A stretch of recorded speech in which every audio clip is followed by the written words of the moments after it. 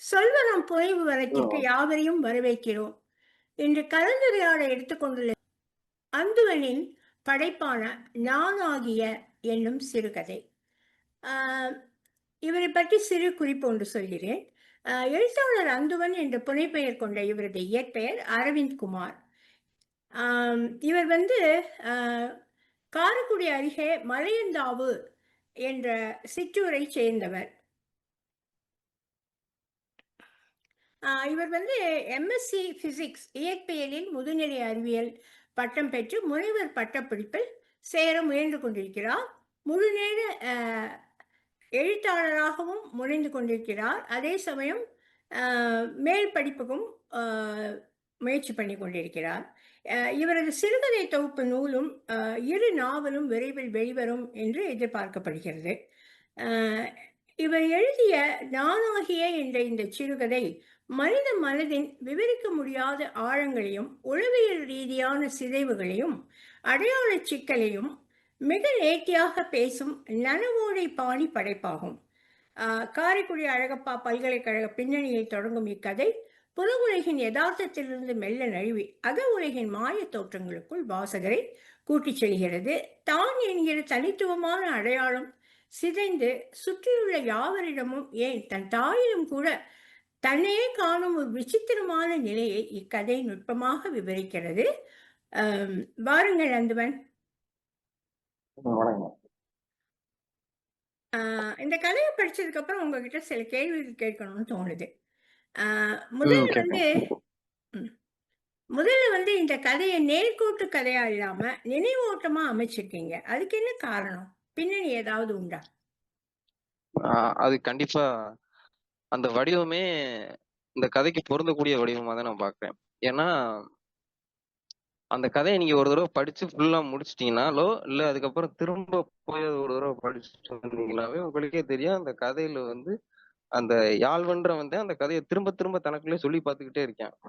ஏன்னா அந்த கதையோட இறுதிக்கு வர்றதுக்காக இறுதியில ஒரு முடிவுக்கு வர்றதுக்காக திரும்ப திரும்ப அந்த கதையை எனக்குள்ளே சொல்லி பார்த்துக்கிட்டே வரேன். அந்த அந்த சொல்லி பார்த்துட்டே வர்றதுனாலதான் அந்த வடிவத்தை வச்சேன். அதனாலதான் அந்த கதையும் திரும்ப திரும்ப படிக்க வேண்டியிருக்கு எங்களுக்கும் வாசகருக்கு. ஒரு தடவை படிச்ச புரியுறது இல்ல. எத்தனை தடவை சொல்லுங்க. எத்தனை தடவை படிச்சீங்க? நான் முதல்ல ஒரு 4 தடவை படிப்பேன்ப்பா. அப்புறம் கொஸ்டின் செட் பண்ணும்பொழுது ஒரு 2 தடவை படிப்பேன். அப்புறம் இன்னைக்கு வந்து ஒரு 2-3 தடவை படிப்பேன். அப்பதான் அந்த கதையோட உள் இது நமக்கு புரியும். இல்லைன்னா கேள்வி கேட்கறது ஈஸி, பொருத்தமான கேள்வியா இருக்கணும்ல ஓரளவுக்கு. அது நம்ம பொருத்தம் நினைச்சா கூட ஆசிரியருக்கு பொருத்தமா தோணணும். என்னடா இந்த கேள்வியெல்லாம் கேட்டிருக்காங்கன்னு தோன்றதுக்கும் வாய்ப்பு இருக்கு இல்லையா? உங்களுக்கு எப்படி தோணுமோ தெரியல என்னுடைய கேள்விகள். பார்க்கலாம். தாயோட துயரத்துக்கும் அவனோட தற்போதைய மனச்சிதைவுக்கும் என்ன தொடர்பு?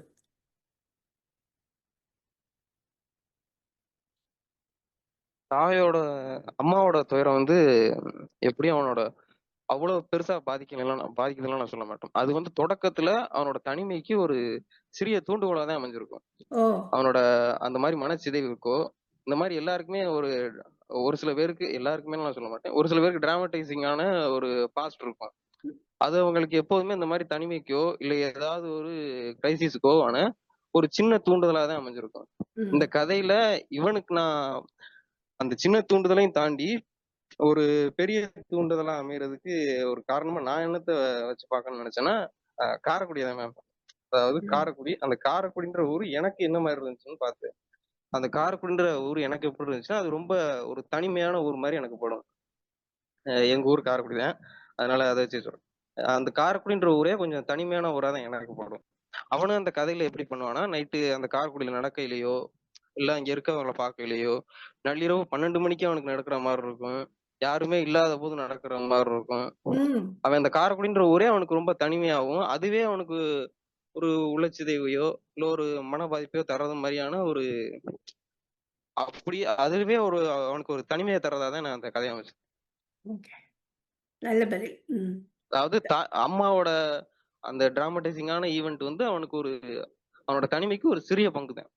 ஓகே, நானாகியங்கிற தலைப்பு வந்து கதையில இறுதியில வந்து தான்கிற அடையாளத்தை இழந்து எல்லாவற்றிலையும் தன்னையே காணுற நாயகனோட உளவியல வந்து எப்படி வந்து பிரதிபலிக்குதுன்னு நினைக்கிறீங்க?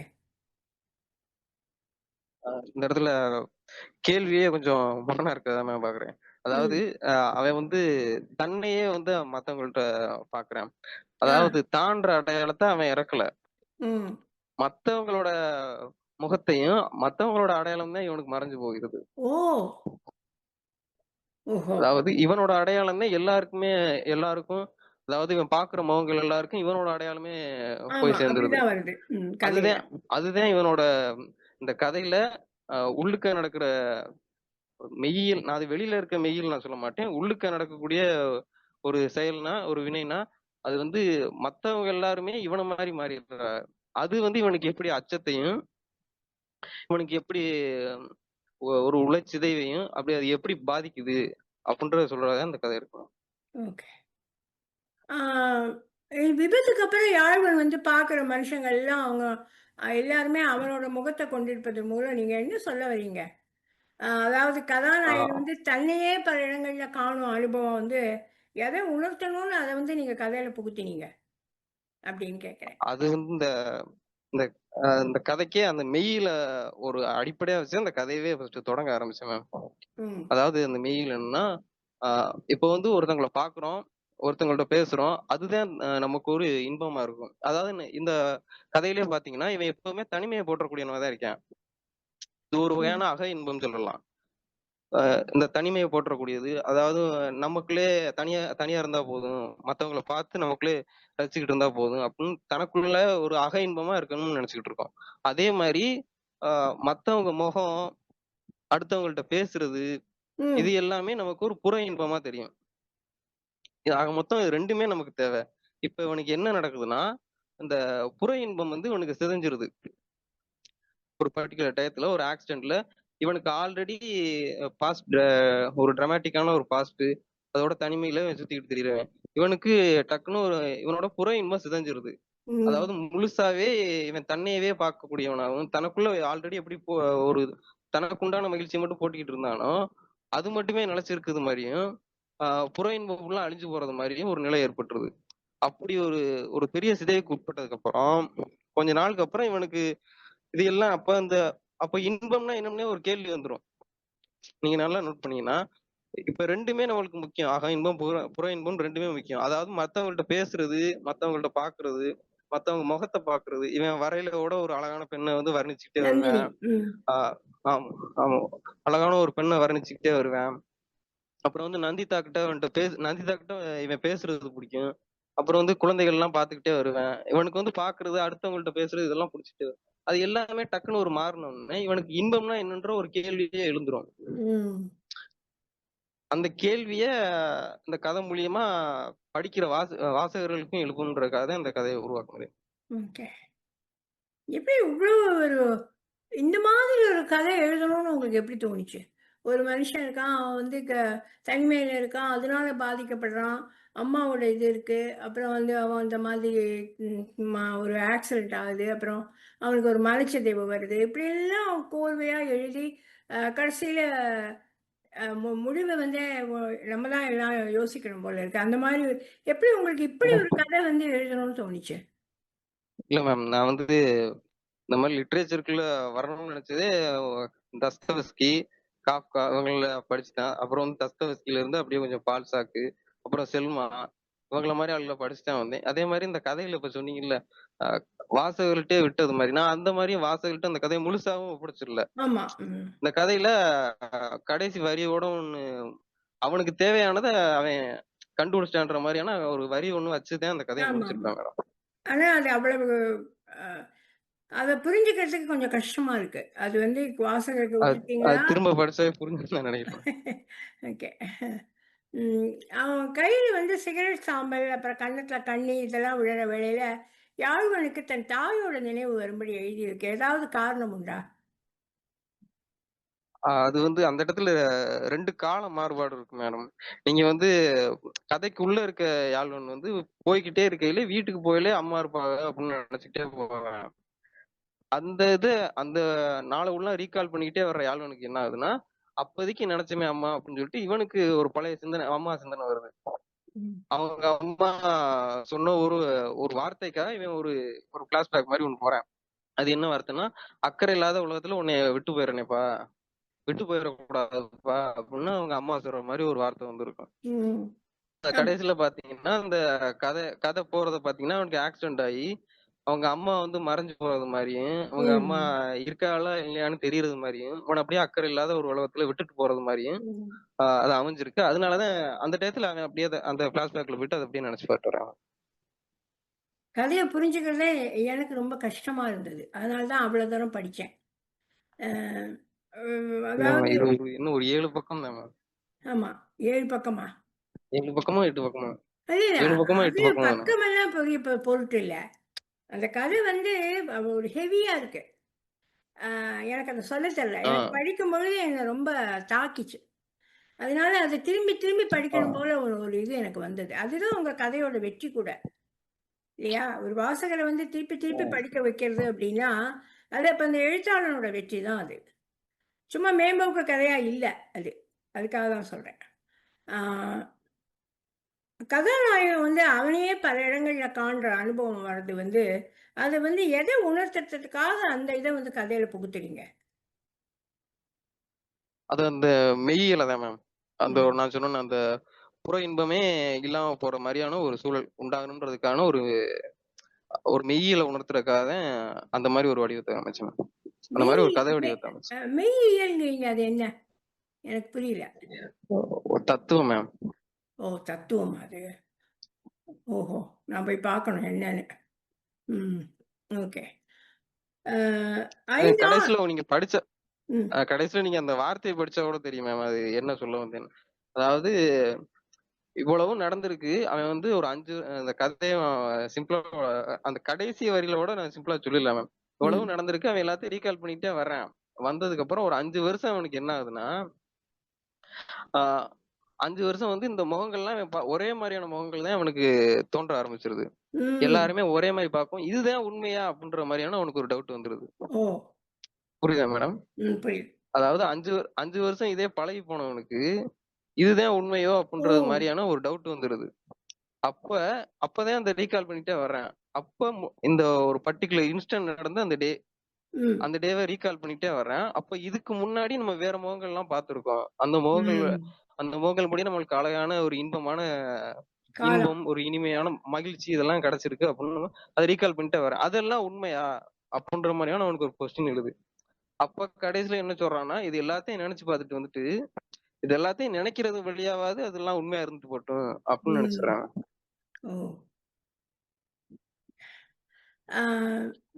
5 ஆண்டுகள் உறைந்த நிலையில இருக்கிற யாழ்வன் வந்து தன்னை தொட்டு பேச முயலும் அம்மாவையும் யாழ்வனே காண்றான். அப்புறம் தாய் மகன் என்ற இருவேறு அடையாளங்கள் அவனுள் ஒன்றாக கரைஞ்சு போச்சுன்னு சொல்றீங்களா?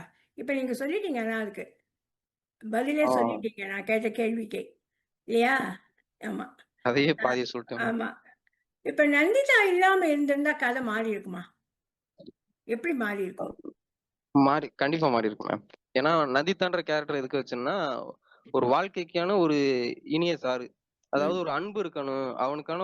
இதுக்கு முன்னாடி ஒரு பார்த்து பழகணும், ஒரு மக்கள் இருக்கணும், ஒரு அன்பு இருக்கணும்ன்றதுக்காக அந்த கேரக்டர் வச்சேன். அது இல்லைன்னா கண்டிப்பா கதை அவனுக்கு ஒரு வெறுமையான சூழல்ல வாழ்ந்த மாதிரியான அமைஞ்சிருக்கும். அப்படி இருந்திருக்கும். ஆமா.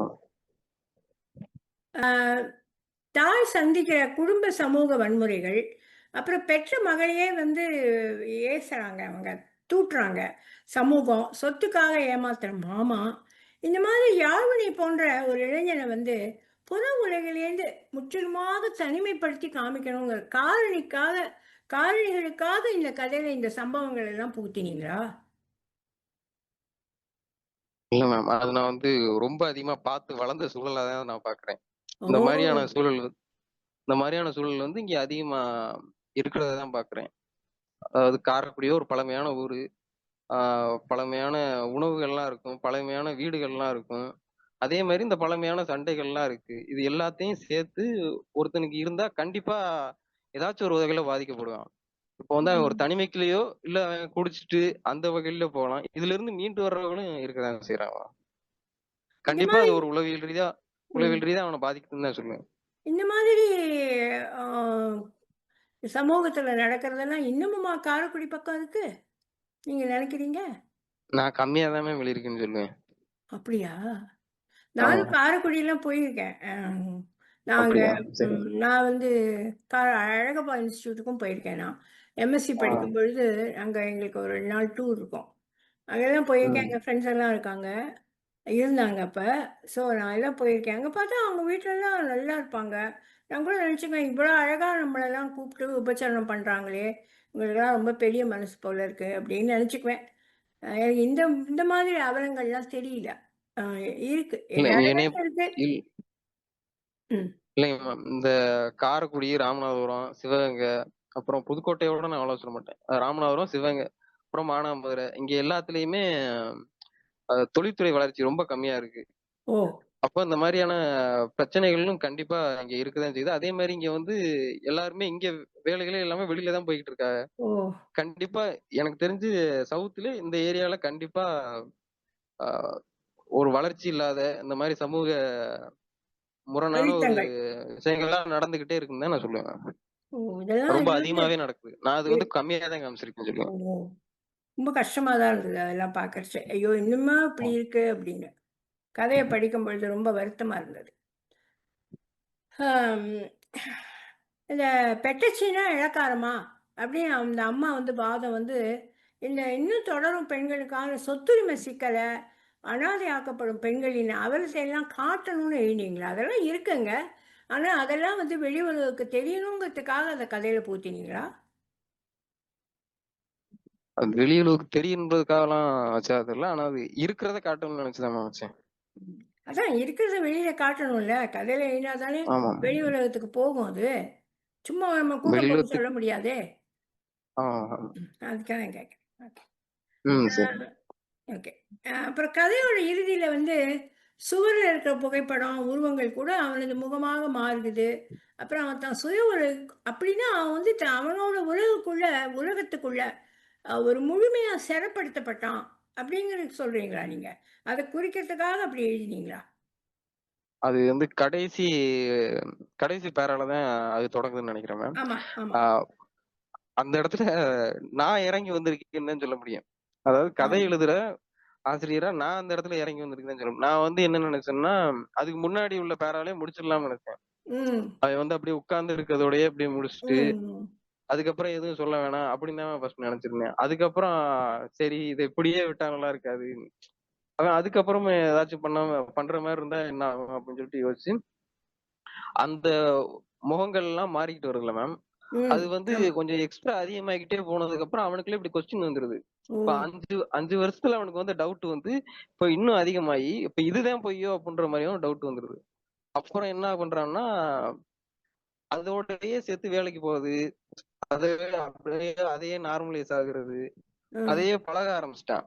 ம். அப்படி பழக ஆரம்பிச்சுட்டு, அப்பதான் அந்த கொஸ்டின், அப்பதான் அந்த கேள்விக்கான பதில்கள்லாம் அவன் தேட ஆரம்பிச்சான். பாவம் அது அவன எதுக்கு வச்சேன்னா, திரும்பி சொல்லுங்க. வர்றதுக்காக. அது திரும்பி ஓ! வர்றதுக்காக. அவன் ஓ! முன்னேறணும் அந்த மாரின்ற ஒரு பாசிட்டிவ் மைண்ட் செட்டுக்காக வச்சேன். ஓ! நல்ல ஐடியா.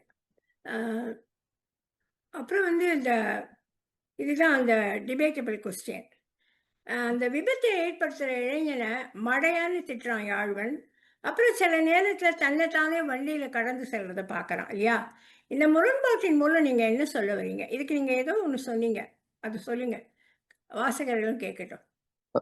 இது வந்து அந்த இடத்துல காலத்த சுழிச்சு விட்டுருக்கேன்னு தான் சொல்ல முடியும் மேம். அதாவது உள்ளுக்க இருக்க ஆள்வனுக்கு ஆக்சிடென்ட் ஆகுது. அந்த டயத்துல கதை சொல்லிக்கிட்டு வர்றவன் தான் அந்த டயத்துல உள்ள புகுந்து அந்த சம்பவத்த கொஞ்சம் மிகைப்படுத்தி காமிக்கிறான். மிகைப்படுத்தி சொல்றது மாரி. இது வந்து ஒரு என்ன சொல்றது? ஒரு கதை சொல்ற ஒரு யுக்தினோட சொல்லலாம் மேம். இது வந்து செல்மாட்ட இருந்து படிச்சதுல லைட்டா நான் கொஞ்சம் கத்துக்கிட்டதுன்னு சொல்லலாம். ம். அவங்க என்ன பண்ணுவாங்கன்னா, கதை சொல்லிக்கிட்டே வருவாங்க. ஒரு பர்ட்டிகுலர் டயத்துல ஒரு இன்சிடென்ட்ட வந்து இன்ட்ரெஸ்ட் ஆக்கணும் அப்டின்னா, அந்த இடத்துல வந்து கொஞ்சம் நம்ம பேசிக்கிட்டு இருக்கையில கத்தி பேசுறோம்ல மேம். ஆ. மத்தவங்களுக்கு புரியலன்னா கத்தி பேசுறோமே. அதே மாரி ஒரு இன்சிடென்ட் நடக்க போது, அது முன்னாடி ஒரு பர்ட்டிகுலர் டயத்துல நிப்பாட்டிட்டு, அந்த இன்சிடென்ட்ட இவங்க கொஞ்சம் வேற மாரி சொல்லுவாங்க. இம்ப்ரெஸ் பண்ணக்கூடாது. வழக்கமா வர்ற தொனியில இருந்து கொஞ்சம் ஓ! கொஞ்சம் மாற்ற நிலையில அத சொல்லிட்டு திரும்ப அந்த இன்சிடென்ட்க்கு வந்தோம்னா எல்லாரோட கவனமும் அங்கே போயிரும். திரும்ப அந்த இன்சிடென்ட்க்கு வந்துரும். கொஞ்சம் என்ன சொல்றது, கொஞ்சம் மறந்துட்டு வந்தாங்கன்னா அந்த இடத்துல கொஞ்சம் விழிப்புணர்வா இருந்துக்குவாங்க. அதுக்காக ஒரு ஒரு செட்டப் பண்ண யுக்தி. ஒரு ஒரு ஆமா யுக்தி. ஆமா. ம். அம் 5 ஆண்டுகள் கடந்தும் அதே இருக்கையில உறைந்த முகமாகவே உலாவினேன். அப்படிங்கிற யாழ்வனோட வரிகள் எதுக்கு? எதை எண்ணி எழுதினீங்க அத? இல்ல மேம். அது வந்து 5 வருஷம் வந்து அவன் அப்படியே அந்த வீட்டுக்குள்ளேயே இருந்து, ஆ டாக்டர்ஸ்லாம் வந்து பார்த்துட்டு, அவனுக்கு முடியெல்லாம் மலிச்சு, ம். அதெல்லாம் வெளி உலகுல அவனுக்கு நடந்துகிட்டு இருக்கிறது மாரியும், அத வந்து ஒரு சும்மா ஒரே ம். வரியில ஒரு 2 வரியில சொல்லிட்டு போற மாரி வச்சேன் மேம். அது வந்து ரொம்ப டிராமேட்டிக்கான ஒரு ஈவென்ட் தான். அது வந்து ஒரு 2 வரியில முடிச்சுட்டு போறது மாரி. ஓ! அவனுக்கு ரொம்ப அதான் நெறைய உருவங்கள்லாம் வந்து என்னைய பார்த்துட்டு போணுச்சுக அப்படின்னு முதற்கொண்டு சொல்றான் மேம். கதையோட இறுதியில வந்து அவன் திருப்பியும் வேலைக்கு போறதும், நந்திதாவுக்கு வந்து குறுஞ்செய்தி அனுப்புறது, அப்புறம் அதெல்லாம் வந்து அவன் ஒரு இயல்பு வாழ்க்கைக்கு திரும்பிட்டான், திரும்ப முயல்றான் அப்படிங்கிறத காட்டுறதா? இல்லைன்னா அதுவும் அவனோட பிரமையோட பிரமையோட தொடர்ச்சியா? இல்ல மேம். அது வந்து ஒரு பாசிட்டிவ் மைண்ட் செட்டுக்காக தானே வச்சேன். அது வந்து பிரம்மைலாம் இல்ல மேம். அது வந்து அவன் திரும்ப ஒரு பழைய நிலைமைக்கு திரும்ப முயற்சிக்கிறேன். திரும்ப எந்த ஒரு பித்து நிலையிலும் இல்லாம இருக்கிறதுக்கு ஆசைப்படுறேன். அப்படின்ற மாரியான ஒரு பாசிட்டிவ் மைண்ட் செட்டுக்கு வைக்கிறதுக்கு தான் அந்த லாஸ்ட் பேராவே ஓ! எழுதுனேன். ஓ! அ கதையோட முடிவு வந்து அப்ப தெளிவான தீர்வ வந்து நோக்கி செல்லாம வாசகனோட ஊக்கத்துக்கு விடப்பட்டதா நீங்க நினைக்கல. இல்லையா? அது ஒரு 2, 3 தடவ படிச்சாவே வாசகருக்கு வந்து இந்த கதைய பத்தி யோசிக்கணும், சிந்திக்கணும் மட்டும் தான் மேம். அவங்க சிந்திக்க வைக்கணும்னு தான் என்னோட ஐடியா. பட் நானே அதுல கொஞ்சம் அவனோட விடைய வந்து நானே சொல்லியிருப்பேன். ம். இந்த கதை எழுத எவ்வளவு நாள் ஆச்சு உங்களுக்கு? ஃபர்ஸ்ட் டிராஃப்ட் எழுத 1 நாள் தான் மேம். ஆ. அவ்வளவுதானா? ம். அதுக்கப்புறம் ஃபர்ஸ்ட் டிராஃப்ட் எழுத 1 நாள் தான் அதான் மேம். ஃபர்ஸ்ட்டு. 1 நாள் ஃபுல்லா யோசிச்சேன். அப்புறம் ஃபர்ஸ்ட் டிராஃப்ட் 1 நாள் எழுதிட்டேன். அப்புறம் ஒரு 1 வீக் ஆச்சு மேம். திரும்ப வந்து அத கொஞ்சம் சரி பண்ணி, அந்த கடைசி பேராலாம் ஆட் பண்றதுக்கு ஒரு 1 வீக் ஆயிருக்கு மேம். 1 வீக். குறுநாவலா கூட எழுதியிருக்கலாமோ? ஐடியா இருக்கா? ஏன்னா நெறைய இல்லைங்க விஷயங்கள் மேம். வந்து நான் ஆ சொல்லுங்க, சொல்லுங்க. ஆல்ரெடி ஒரு நாவல் எழுதிக்கிட்டு இருக்கேன். அதுக்கு வந்து அந்த மைண்ட்ல இருந்து கொஞ்சம் ரிலீஸ் ஆகுறதுக்காக தான் ஒரு 10 பக்கத்துக்குள்ளே ஏதாச்சும் ஒண்ணு இப்ப எழுதுவோமே அப்படின்னு சொல்லிட்டு ஒரு 10 பக்கத்துல எழுதினேன். இதே மாரி இது வந்து ஒரு ஒரு ஃபர்ஸ்ட் வந்து இது ரொம்ப சோகமா போறது மாரி போயிட்டு லாஸ்ட்ல பாசிட்டிவா முடிக்கணும்னா முடிச்சிட்டேன். ம். ஏன்னா இதுக்கு முன்னாடி ஒரு ஒரு சிறுகதை எழுதினேன் மேம். அது வந்து ரொம்ப ரொம்ப நெகட்டிவா முடிச்ச மாரி எனக்கு தோணுச்சு. அதனாலதான் இத பாசிட்டிவா முடிச்சுட்டு ஒரு சின்ன ஒரு 10 பக்கத்திலேயே முடிச்சிடலாம்னு யோசிச்சிருந்தேன். பாசிட்டிவாவே முடிங்க. It is good. இல்ல மேம். அது வாழ்க்கை எனக்கு எப்படி இருக்கோ வர்றது ரொம்ப கஷ்டம். ம். சொல்லுங்க. இதுக்கு இதுக்கு முன்னாடியும் நூல்வனத்துல இன்னொரு கதை வெளியாயிருந்துச்சு மேம். அது படிச்சிருக்கீங்களா? நான் படிக்கல. படிக்கல. காஞ்சி பூசடா உமையாள் படலாம் ஆமா, அப்படின்னு ஆமா இன்னொரு கதை. படிச்சேன். அது படிச்சேன். ஒரு அம்மாவ போட்டு ஒரு ஃபோட்டோ போட்டிருந்தது. ஆமா ஆமா. அதுதான் முதல்ல பண்ணலாம்னு நான் நெனச்சேன். அப்புறம் இந்த கதை ஆ. வந்துச்சு இந்த மாசம். அப்புறம் லேட்டஸ்ட்டா இருக்கே அந் அதையே பண்ணிடலாம் அப்படின்னு பாலாவ கேட்டேன். அவர் ஓகே அப்படின்னாரு. சரின்னு ஆ. தான் இந்த கதை. அந்த அந்த கதை வந்து உங்களுக்கு அது வந்து பாசிட்டிவான கிளைமேக்ஸ் மாதிரி தெரியும். ஓ! கரெக்டா மேம்? ஆமா. நான் படிக்கலப்பா. ஆனா படிச்சா தான் ஆனா தெரியும். நான் அந்த படிக்கணும். கதை வந்து படம் தான் இருக்கிறதுலயே பார்த்தேன். அந் அந்த கதை வந்து ஒரு நெகட்டிவான கிளைமேக்ஸ் வச்சு தான் மேம் முடிச்சேன். சொல்லுங்க.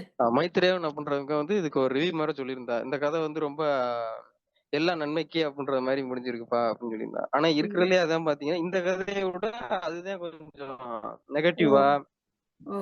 ரொம்ப ரொம்ப இருட்டா முடிஞ்சிருக்குன்னு கூட சொல்லலாம். அதான் ஒரு கதை ஆனா அது படிக்கும்பொழுது பார்த்தா அப்படி தெரியாது மேம். ம். கதை படிக்கும்பொழுது அந்த வாசகனோட அந்த சமயத்துல இருக்கிற அந்த மன உணர்வு கூட அந்த கதைய வந்து நம்ம புரிஞ்சுக்கிற விதத்த வந்து மாத்துதுன்னு நெனைக்கிறேன். நீங்க என்ன நெனைக்கிறீங்க? ஆமா ஆமா. இல்ல? க கண்டிப்பா மேம். கதாசிரியர் எப்படி எழுதினாருன்னு நமக்கு தெரியாது. ஆனா நம்ம படிக்கும்பொழுது அது வந்து நமக்கு வேற மாதிரி தோணுது. ம். ஆ ஆமா. தாயோட அழுக, அப்புறம் சோத்து சினவல் யாழ்வனோட மனதுல, அதெல்லாம் ஒரு குற்ற உணர்வை ஏற்படுத்தியிருக்குமா? அதனால தான் அவன் அந்த மாரி உலகத்தையே எதிர்கொள்ள பயந்து போய் தன்னை அப்படியே சுருக்கிக்கிறானா? ஏன் அவன் அப்படி அந்த கேரக்டர் விட்டு அந்த மாதிரி போயிடுவான்? சொல்லுங்க. அந்த மாதிரி யோசிச்சலாம் வைக்கல மேம். அது வந்து தாயோட அம்மாவோட அந்த டிராமா அவங்களுக்கு நடந்த அந்த பாஸ்ட்லாம் வந்து ஒரு சின்ன பகுதியா தான். அது வந்து அவனோட தனிமைக்கு ஒரு சின்ன தூண்டுதலா இருக்கணும்ன்றக்காக தான் மேம் வச்சு. அது வந்து அவனுக்கு கில்ட்டாலாம் அந்த மாதிரிலாம் எதுவும் யோசிக்கல. கில்ட்டாலாம் இருந்து அதுக்கே அதே நினைச்சுக்கிட்டு அந்த இல்ல இதுக்குள்ள சுருண்டு போறது அப்படிலாம் நினைச்சேன். அப்படிலாம் இல்ல. இந்த கதையில உங்களுக்கு பிடிச்ச பகுதி என்ன? கடைசியில நான் இறக்கம் காட்டின பகுதி மேம். அந்த கடைசி பாருல. ஆமா. அப்பாடான்னு இருந்தது. ஆமா. இந்த கதைக்கு வந்து உங்க ஃப்ரெண்ட்ஸ், அப்புறம் உங்க நண்பர்கள், ஐ மீன் உறவினர்கள், வாசகர்கள் அவங்ககிட்ட இருந்து ஏதாவது விமர்சனம் வந்ததா? அதெல்லாம் யாரும் இல்ல மேம். வரும். உண்மை வருமா இருக்கும். முதல்ல அங்கேதான் அனுப்பணும்னு நினைக்கிறேன். நூல்வனத்துக்கு தான் ஃபர்ஸ்டே அனுப்பணும்னு நினைக்கிறேன். வேற யாருக்குமே அனுப்பல. நான் ஒரு 10 தடவை கிட்ட வாசிச்சிருப்பேன். அவ்வளவுதான். நானும் வாசிச்சிருப்பேன். ஆனா நீங்க இப்போ இதெல்லாம் சொல்லியிருக்கீங்க. நான் திருப்பி வாசிக்கணும். அப்பதான் அது புரியும் எனக்கு. நான் புரிஞ்சுன்றது வேற மாதிரி இருக்கு சில இடங்கள்ல. அநேகமா எல்லாம் நீங்க நினைக்கிற மாதிரி தான் நினைச்சேன். ஆனா சில இடங்கள்ல கொஞ்சம் வேற மாதிரி இருக்கு. முடிவா அந்த முடிவை வந்து நான் கொஞ்சம் பார்க்கணும். 2, 3 தடவை படிக்கணும். எனக்கு எப்படி தோணுதுன்னு. நல்லா இருக்கு. கதை ரொம்ப அழகா எழுதியிருக்கீங்க. நான் இந்த கதையில கொஞ்சம் நார்மலா இருக்கிற கதையிலிருந்து சற்று மாறுபட்ட கதை. ஏதோ கதை எழுதுறது இல்லையா? ஸோ அதனால அதை வந்து புரிஞ்சுக்கிறதுக்கு கொஞ்சம் நம்ம நிறைய படிக்கணும். ஆழ்ந்து படிச்சாதான் அது வந்து புரியும் நமக்கு. அந்துவன்கிற அந்த அந்துவன் நீங்க எழுதியிருக்கிற இந்த நானாகிய சிறுகதை வந்து ஒரு கதையாக மட்டும் நின்று விடாமல் மனுஷனோட மனசுல ஒரு விசித்திரமான நோய் கூறுகளை, சமூக வன்முறைகளால ஒரு மனிதன் தனக்குள்ள சுருங்கி போகும் அவலத்தை ரொம்ப ஆழமா பேசுது. புற உலகின் சத்தங்களுக்கும் அக உலகின் மௌனத்திற்கும் இடையே நடக்கும் இந்த தர்க்க போராட்டம் வாசகனை பலவாறு சிந்திக்க வைக்கிறது. உங்களோட இந்த பொழுது வந்து மிக்க மகிழ்ச்சியாகவும் அறிவுபூர்வமான கருத்துக்கள் நீங்க சொன்னது ரொம்ப அழகா இருந்தது. நீங்க எழுத்துத்துறையில மென்மேலும் சிறந்து விளங்க சொல்வனம் சார்பாக எங்களது வாழ்த்துக்கள். உங்களுக்கு பிஹெச்டியில இடம் கிடைக்கவும் சொல்வனத்தின் வாழ்த்துக்கள். சொல்வனத்தில் மீண்டும் சந்திக்கும் வரை நன்றியும் வணக்கமும்.